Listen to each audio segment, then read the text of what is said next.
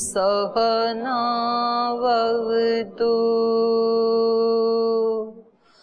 सहनौ भुनक्तु सह वीर्यं करवावहै तेजस्विनावधीतमस्तु मा विद्विषावहै। ॐ शान्ति शान्ति शान्तिः।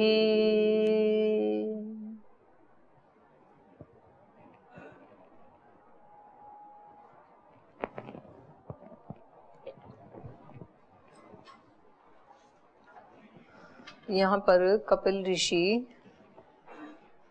आत्मा में दुख रहते हैं या नहीं रहते हैं, किससे कैसे बंधा हुआ है।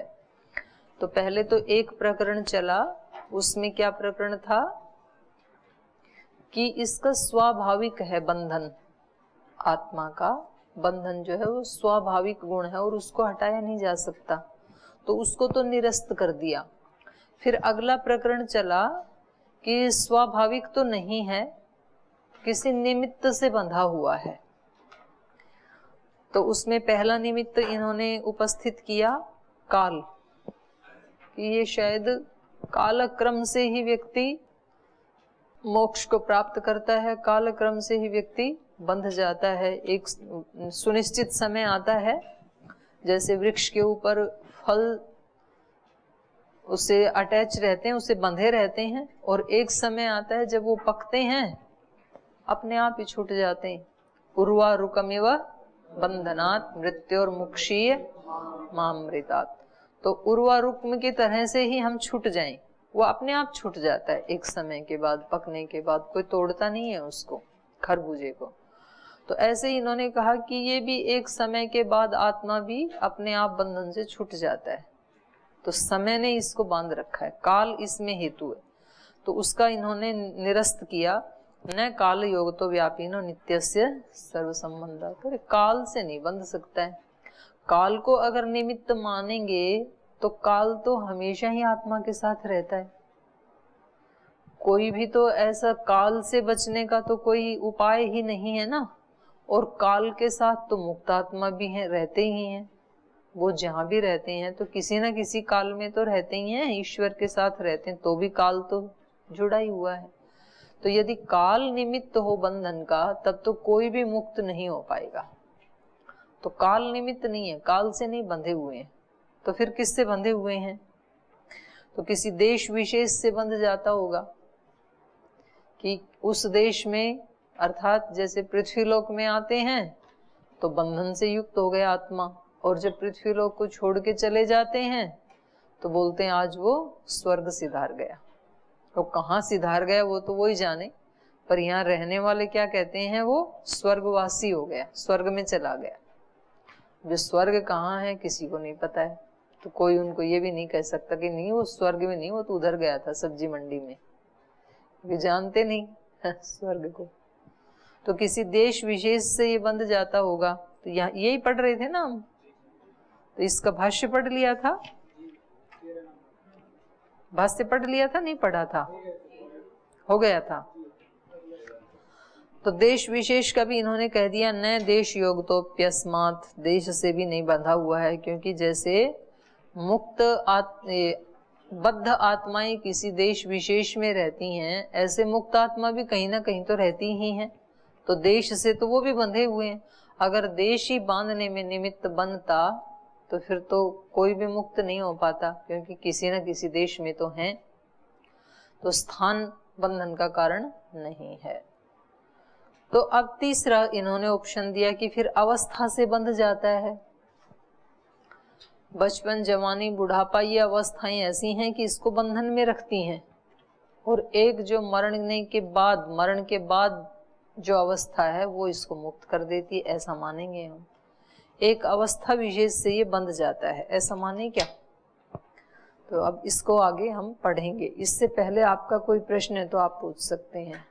कोई प्रश्न तो नहीं है पीछे के पाठ में से? आगे चलो फिर। तो सूत्र बोलिए, नावस्था तो देह धर्मत्वात् तस्या तस्याः। जी आप तो कह रहे थे कि हो गया। अच्छा चलो। तो न देश योग तो प्यस्मात्, तो फिर किसी देश विशेष के कारण बंध जाता होगा तो कहा नहीं, देश विशेष से नहीं बंध सकता है। देश योगो अपि न बंध, देश के साथ योग होने से भी बंधन में नहीं आता है। कुतः अस्मात् पूर्व सूत्रोक्तान मुक्तान अमुक्त सर्व पुरुष संबंधात मुक्तस्य अपि बंधापत्तेर इत्यर्थः। जो मैंने हिंदी में बताया वो ये भाष्य में बता रहे हैं। कह रहे हैं इससे पहले वाले सूत्र में जो हमने कहा काल के बारे में कि अमुक्त या मुक्त सभी आत्माएं काल के साथ बंधी हुई हैं, उसी प्रकार अमुक्त या मुक्त सभी आत्माएं देश के साथ भी जुड़ी रहती हैं। पूर्व सूत्रोक्तान मुक्ता मुक्त सर्व पुरुष संबंधात, सब पुरुषों का किसी न किसी देश के साथ संबंध होने से, सर्व पुरुष संबंधात सब पुरुषों के साथ ही किसी न किसी देश का संबंध रहता है, इसलिए मुक्तस्य अपि बंधापत्ते इत्यर्थ। जो मुक्त हो चुके उनमें भी बंधन की आपत्ति आने लगेगी, वो भी बंधन से युक्त होने लगेंगे, फिर तो दोष आ जाएगा ना, क्योंकि वो भी किसी न किसी देश में तो रहते ही हैं।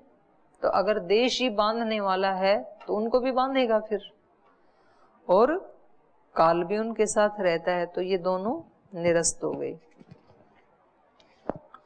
आगे कहा तो फिर किसी अवस्था विशेष से बंध जाता होगा ये। तो कह रहे हैं ना अवस्था तो देह धर्मत्वात् तस्याः, तस्याः कस्याः अवस्थायाः, क्योंकि उस अवस्था के किसका धर्म है, वो देह का धर्म होने से, अवस्था देह का धर्म होने से, उस अवस्था के देह का धर्म होने से, न अवस्था तो अवस्थाएं तो शरीर की होती हैं ना। शरीर बचपन में, जवानी में, बुढ़ापे में अलग अलग होता है, तो ये अवस्थाएं किसकी हैं? शरीर की हैं। अवस्थाएं या तो ये जागृत अवस्था में तो यही होती हैं, बचपन, युवावस्था, प्रौढ़ावस्था, वृद्धावस्था, और एक होती है जागृत अवस्था, एक स्वप्नावस्था, एक सुषुप्त अवस्था। ये अवस्थाएं होती हैं, अवस्था के नाम पे इनका वर्णन किया जाता है। तो ये तो शरीर की हैं। सोता कौन है? शरीर सोता है। स्वप्न कौन देखता है? शरीर थोड़ी देखता है, मन देखता है। स्वप्न तो मन देखता है। और स्वप्न सुषुप्ति में कौन जाता है? मन और शरीर दोनों जाते हैं, आत्मा नहीं जाता है। तभी तो आत्मा सुबह उठ करके बोलता है कि आज बहुत अच्छी नींद आई, आज बड़ी गहरी नींद आई। तो इसके मतलब गहरी नींद को संवेदन करने वाला कोई उस समय उसको जान रहा था, वो ही अब स्मृति कर रहा है उस अनुभूति की। तो ये अवस्थाएं सारी किसकी हैं? शरीर की हैं, शरीर या मन की। तो इसलिए अवस्थाएं तो शरीर को तो बांध सकती हैं जिसके साथ उनका संबंध है। आत्मा के साथ तो अवस्थाओं का संबंध ही नहीं है। जो आत्मा बचपन में था वही युवावस्था में है, वही प्रौढ़ अवस्था में है, वही बुजुर्ग अवस्था में है। आत्मा एक ही है। तो इसलिए कुछ लोग कह देते हैं ना कि ये कोई टाइम है आपका अभी से ही भगवान के रास्ते पे चलने का, अभी से सन्यासी बन गए, ये कोई टाइम है? तो इसका मतलब वो क्या समझते हैं कि भगवान के रास्ते पे चलने का टाइम कौन सा होता है? बुजुर्ग अवस्था, वृद्धावस्था। जब संसार की सारी ठोकरें खा चुके ना, तो बोले अब भगवान के राह पे चलो, ताकि फिर मन भटकेगा नहीं, क्योंकि इधर का तो सब देख लिया। तो बोले ये कोई अवस्था है? अरे भाई, अवस्था तो इस शरीर की है, ये आत्मा की अवस्था थोड़ी है। पता नहीं कब से ये आत्मा चला रहा है, क्या पता अभी 10 साल पहले ही ये बहुत बुजुर्ग होके मरा होगा और इसने स्टार्टिंग ही पिछले जन्म में कहाँ से की थी, 70 साल की आयु में की थी, और फिर ये 20 साल तो चला और 90 वर्ष के बाद ये चल बसा। तो अब ये जो यात्रा है ये कहाँ से शुरू हो जाएगी, अब तो होश संभालते ही शुरू हो जाएगी 10-15 साल में। तो आप सारे ऐसे ही बुजुर्ग मर कर के आए हुए हैं, क्योंकि पिछले जन्म में मतलब बुढ़ापा आ गया और शरीर छूट गया, तो फिर इस जन्म में जल्दी से ही शुरू कर दी। पहले से हैं? पहले से रहेंगे तभी तो बुढ़ापे में भी परमात्मा की हो रही होगी। हाँ हो सकता है, नहीं उससे ज्यादा पहले लगते तब तो पिछले जन्म में धुर पहुंच जाते। लेट शुरू किया होगा पिछले जन्म में, या किया होगा तो ढीला ढाला शुरू किया होगा, दर्शन नहीं पढ़े होंगे, ऐसे सुना होगा, कहीं कथा कहानी सुनी होगी तो अनुष्ठान नहीं किया होगा, तो फिर अब लग गए, तो अब की बार तो जाने से पहले पूरा करके छोड़ोगे, करेंगे। देखो ये मतलब मजाक की बात नहीं है, वास्तव में ही मेरे को अंदर से ऐसे लगता है कि जैसे मान लो 2 विद्यार्थी हैं, मैं पढ़ने वालों का बहुत सम्मान करती हूँ और मैं कोशिश भी करती हूँ, उनकी सहायता भी करती हूँ। जैसे मान लो 2 विद्यार्थी, एक विद्यार्थी है जो याद बहुत करता है, पढ़ता बहुत है, लेकिन उसका आचरण में बिल्कुल भी नहीं लाता है, मतलब उसके वाणी व्यवहार व्रत योगाभ्यास सब उल्टे हैं। और दूसरा एक ऐसा व्यक्ति है जिसको याद कम होता है या नहीं करता है, लेकिन उसके वाणी व्यवहार आचरण व्रत अभ्यास योगाभ्यास सब बिल्कुल परफेक्ट है।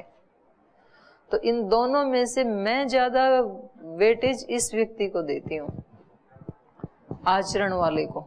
वो कोई बात नहीं, फेल भी हो जाएगा तो और 1 साल पढ़ा देंगे, क्या दिक्कत, कौन सा कोई जल्दी है। तो इसका ये अभिप्राय नहीं कि आज से सूत्र याद करना बंद, चलो जी और 1 साल पढ़ लेंगे, ऐसा नहीं। इसका अभिप्राय ये है कि व्रताभ्यास और योगाभ्यास में बिल्कुल भी आलस्य प्रमाद नहीं करना है, चूक नहीं करनी है, क्योंकि पल पल जीवन बीत रहा है और एक एक पल हमारे लिए करोड़ों रुपए की जितनी कीमती है। तो एक एक पल का दुरुपयोग करना करोड़ों रुपए का लॉस करने जैसा है।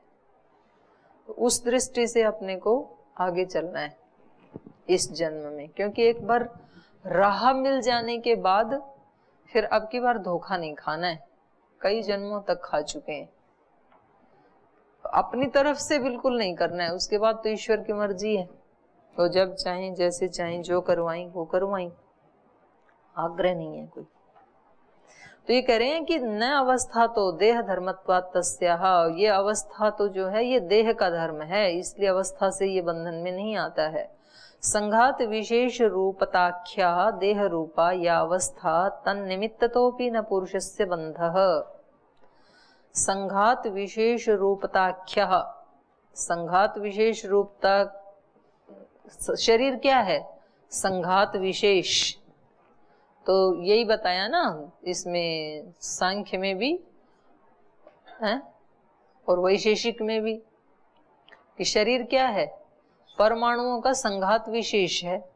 तो कह रहे हैं संघात विशेष रूपता की संज्ञा है जिसकी, ऐसी ये शरीर देह रूपा या अवस्था, शरीर रूप वाली जो अवस्था है, तन निमित्त तो अपि, उसके निमित्त से भी, अर्थात देह अवस्था रूपी निमित्तता से भी न पुरुषस्य बंध, पुरुष का बंधन नहीं है। कुतः तस्या अवस्थाया देह धर्मत्वात्, उस अवस्था के देह का धर्म होने से, अवस्था तो किसका धर्म है, शरीर का है।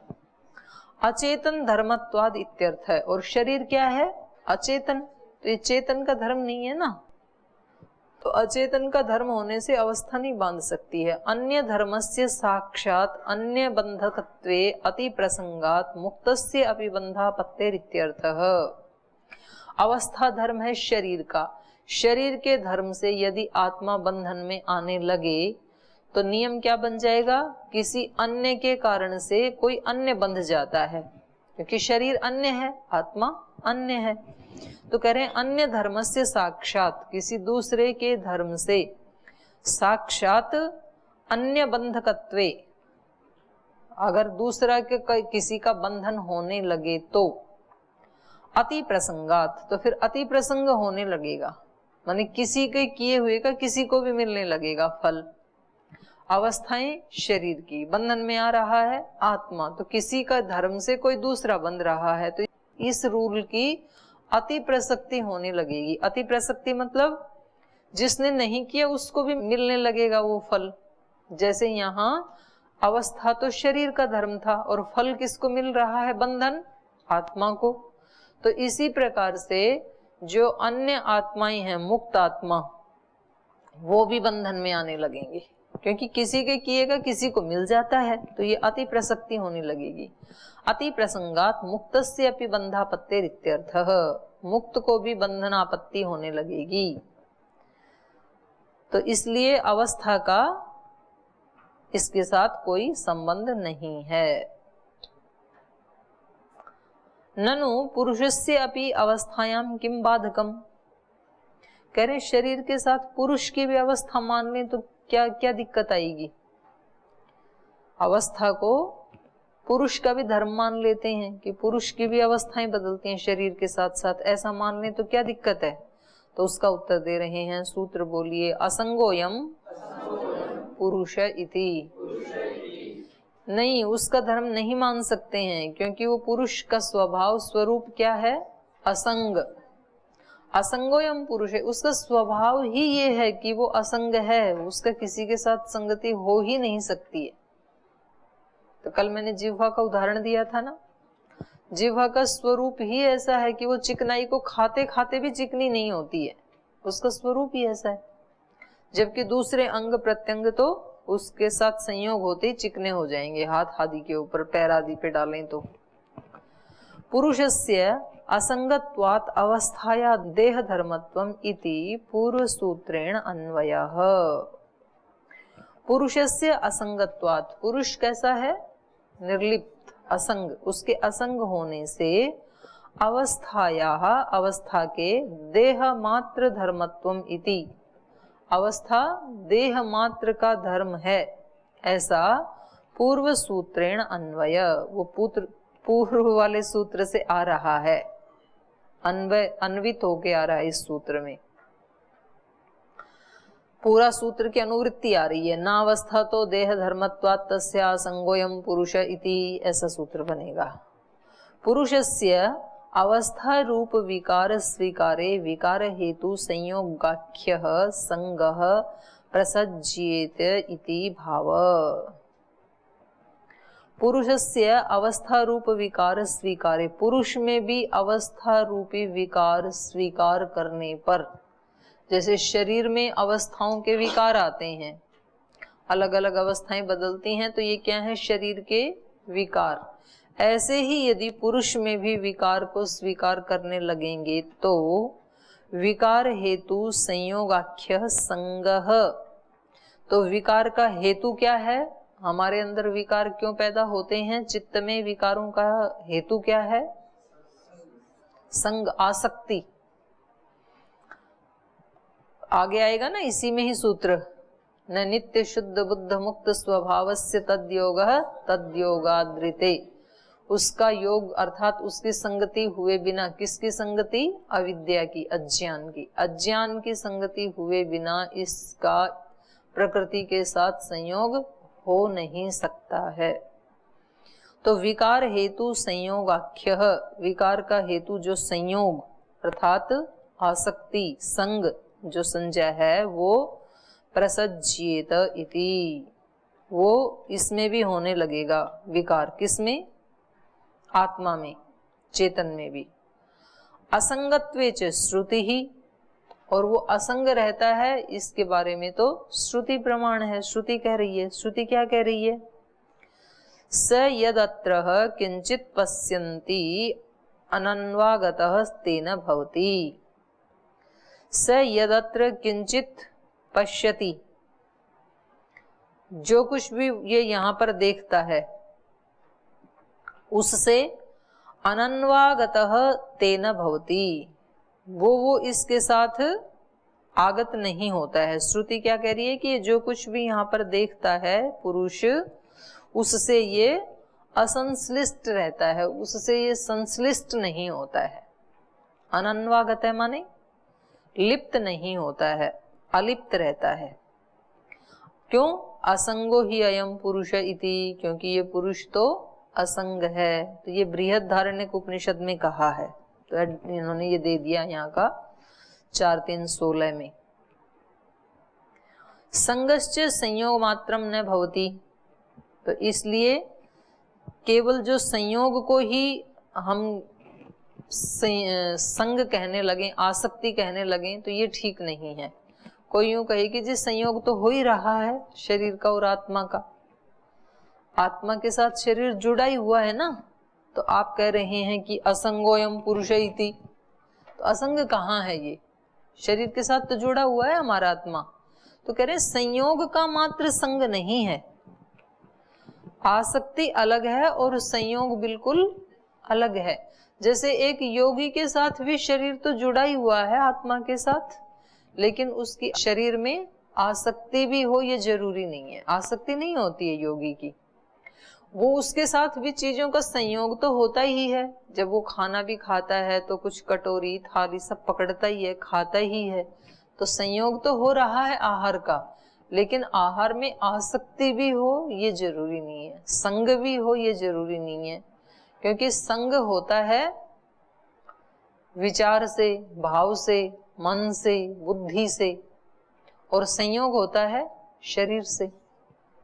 तो जहां जहां संयोग है वहां वहां संग भी है ये जरूरी नहीं है।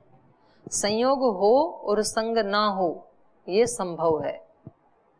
ठीक है। संगश्च संयोग मात्रम न भवति, जो संग या आसक्ति हम कह रहे हैं वो संयोग मात्र नहीं है, बल्कि संयोग के साथ साथ कुछ और भी है। काल देश संबंधस्य पूर्व मुक्तत्वात्, तो कह रहे हैं काल देश के संबंध से तो पहले ही मुक्त हो चुका है ये आत्मा। और यहाँ आप जो कह रहे थे कि शरीर के साथ इसका संग हो ही रहा है, तो कह रहे हैं संयोग का नाम संग नहीं है, इसलिए ये असंगोयम पुरुष इति, ये पुरुष कैसा है? असंग, निर्लिप्त। श्रुति स्मृतिषु पद्मपत्रस्थ जलेन इव पद्मपत्रस्य असंगतायाः पुरुषासंगतायां दृष्टान्तता आश्रवणाच्च। और श्रुति स्मृतियों में उदाहरण किसका दिया है? पद्मपत्र का। पद्मपत्रस्थ जलेन इव, कैसे असंग रहता है? जैसे जल कमल के पत्ते के साथ संयोग तो रहता है, उसके ऊपर ही है वो, तो संयोग तो हो गया, लेकिन उसका संग नहीं होता है, लिप्त नहीं होता है उससे। तो जैसे कमल के पत्ते पर स्थित रहने वाला जल है, ऐसे ही शरीर के साथ संयुक्त रहने वाला ये आत्मा है। पद्म पत्रस्य असंगतायाः, पद्म पत्र की असंगता का, पुरुषा संगतायाम, पुरुष की असंगता में, दृष्टांतता आश्रवणाच्च, दृष्टांत के सुने जाने से या देखे जाने से। तो फिर आगे कहा कि ठीक है, फिर ये अपने कर्मों से बंध जाता है, कर्म बंधन के कारण है, इससे ये पता लग रहा है। क्यों? क्योंकि जब ये शुभ अशुभ कर्म करता है तो उन कर्मों से ये बंध जाता है, और तो कोई ना देश कारण है, ना काल है, ना अवस्था है, तो क्या बच गया? फिर कर्म ही बच गया। तो फिर ये कर्म से बंध जाता होगा। तो उसका उत्तर दे रहे हैं, सूत्र बोलिए, न कर्मणा अन्य धर्मत्वात् अति प्रसक्तेश्च। कर्म से भी नहीं बंधता है, क्योंकि कर्म भी किसी अन्य का धर्म है। कर्म किसका धर्म है?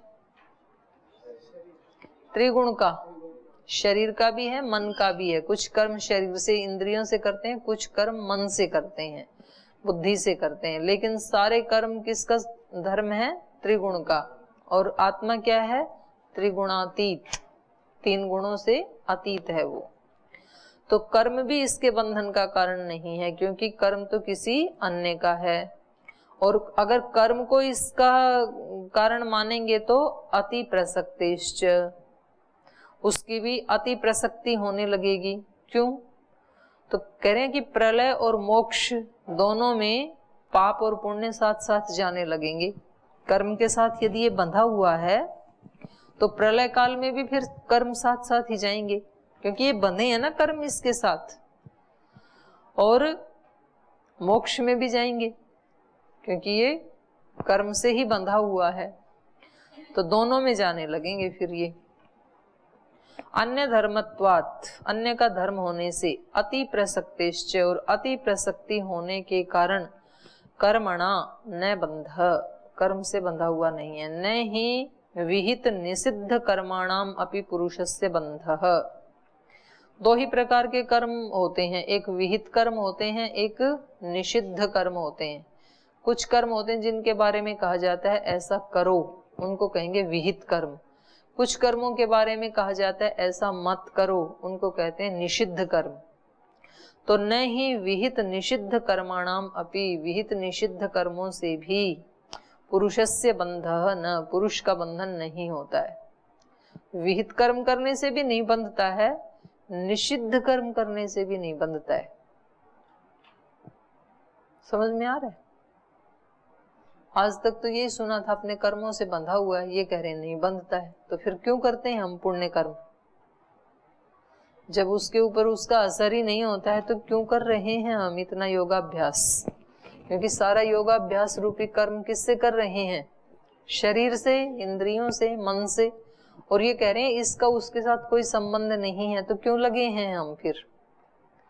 या किसी व्यक्ति को पाप कर्म से क्यों रोकता है कोई?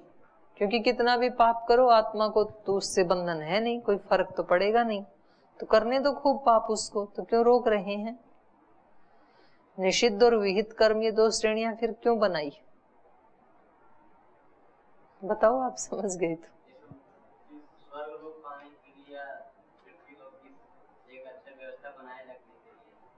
तो ये तो मिलेगा ही नहीं फल उसको, कर्म से बंधा ही नहीं है वो।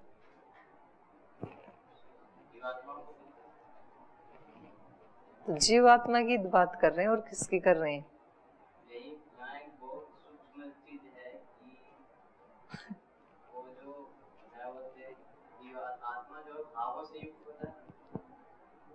चलो पहले इनका सुन लो, फिर आप अपना विचार करना।